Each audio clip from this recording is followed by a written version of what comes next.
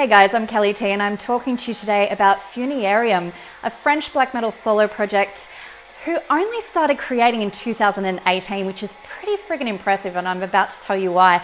But the man responsible for this fine work is Kadek, and he has a very impressive discography to his solo project, let me tell you.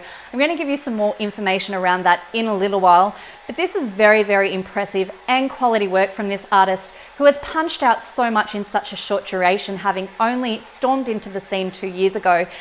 Without Armor, the 2019 release, it's the one I'm talking to you today. It was requested by Alb Slam from Canada. He went into the Choose Your Album Review draw and won. And I feel very lucky that I was the one to pull this one out, because this is truly a deadly, wicked, dark listen. This is definitely an album that hooked me in immediately, however continued to grow and deepen with every listen. How good is that feeling? I love it when albums do that. While this is so heavy on the DSBM spectrum at times, this artist has still managed to create such a raw and primitive experience, laced with some stunning and emotive elements along the way. Truly stunning.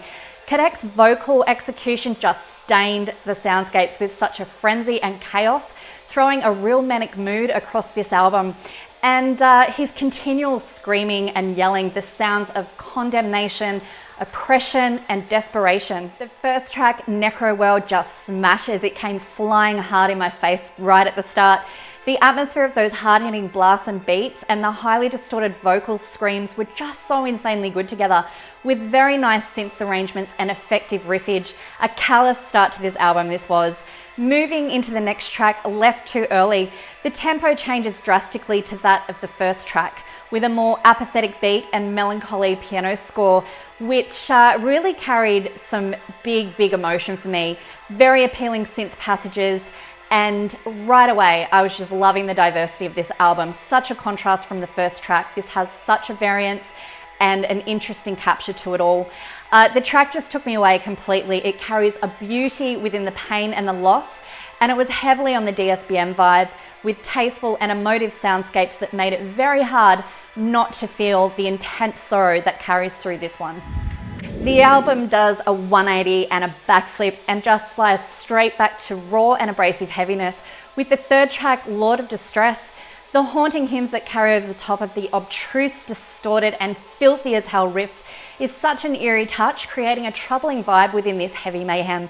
I love how creative this artist is. I mean, he's introduced the flute, he has other interesting orchestral moments, and it's just working so well within the decay of this track. And oops, this was a big one for me, guys. I'm pretty sure this is my pick off this album. It was so hard for me to choose. It always is, but it was hard.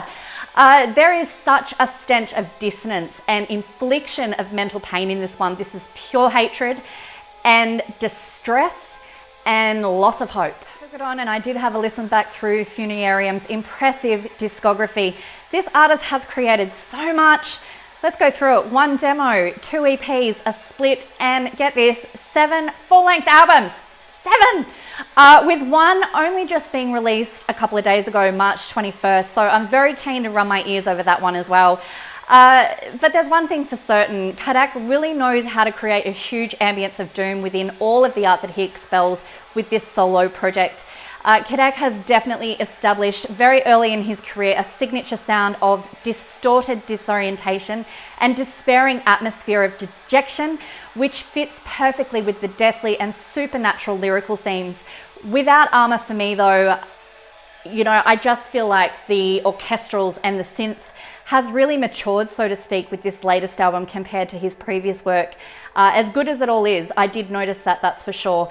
There is such a big ambient attraction amidst the sorrow within this one, and it's often very creepy in nature. Without Armor is up on Bandcamp. Check out the rest of this artist's discography.